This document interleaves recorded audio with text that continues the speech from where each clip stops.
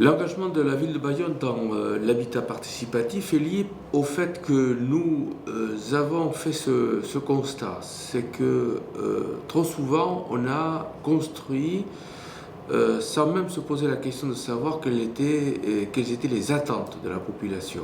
L'habitat participatif, ça correspond à notre démarche d'aménagement de la ville.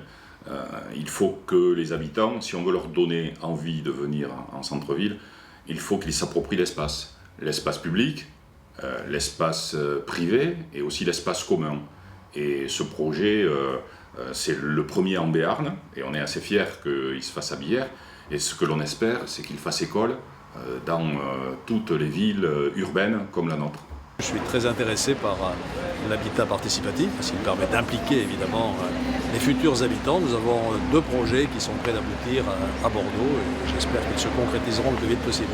Nous sommes engagés dans ce projet d'habitat participatif pour une raison simple, c'est qu'on donne là la chance aux habitants du futur projet d'être au cœur de la conception de leur projet. Je trouve ce projet très intéressant et très humaniste.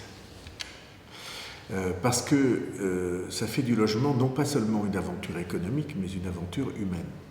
En partant de la page blanche, en réunissant des gens qui veulent construire ensemble, comme cet immeuble de la rue Lespie, qui vont penser ensemble, pas seulement le bâtiment, mais leur vie, alors je trouve que ça donne sa pleine dimension et son plein épanouissement à ce que cette activité offre à la fois du point de vue fonctionnel et du point de vue, et surtout du point de vue humain.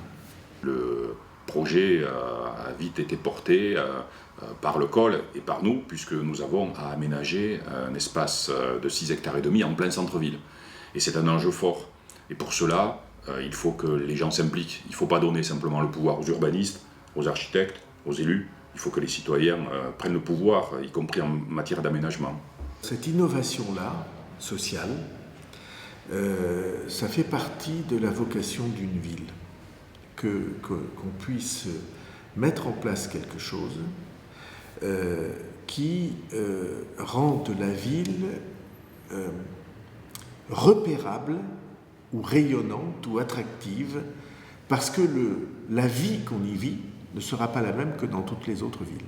Ça répond plutôt à un besoin général aujourd'hui, où on retrouve peut-être les valeurs qu'il y avait autrefois dans les villes ou dans les quartiers, en tout cas pour ce qui concerne Anglet, où chacune et chacun était amené à être solidaire de son voisin quand il manquait, je sais pas, un peu de sucre, un peu de pain, un bout de légumes. Et donc là, il y a au travers de cet habitat participatif, on recrée ce lien. On voit bien que dans la société où nous vivons, l'exigence de participation est partout, et notamment dans l'urbanisme et dans l'habitat. Donc je pense que toutes ces formes-là ont un bel avenir devant elles. Quand on construit sa maison, eh bien, c'est un projet de vie. Quand on participe au projet du COL sur l'îlot La Sansa à Billère, c'est aussi un projet de vie. Et c'est comme cela qu'on va pouvoir reconstruire la ville, une ville durable. Cette expérience-là, elle est en cohérence profonde avec notre idée de l'avenir de la cité. Je pense qu'on revient, pour paraphraser quelqu'un, à la normalité. Je suis très heureux que ce soit sur Bayonne, au Séquet, que cette idée d'habitat participatif ait vu le jour pour ensuite finalement éclore dans d'autres lieux de notre grande région aquitaine.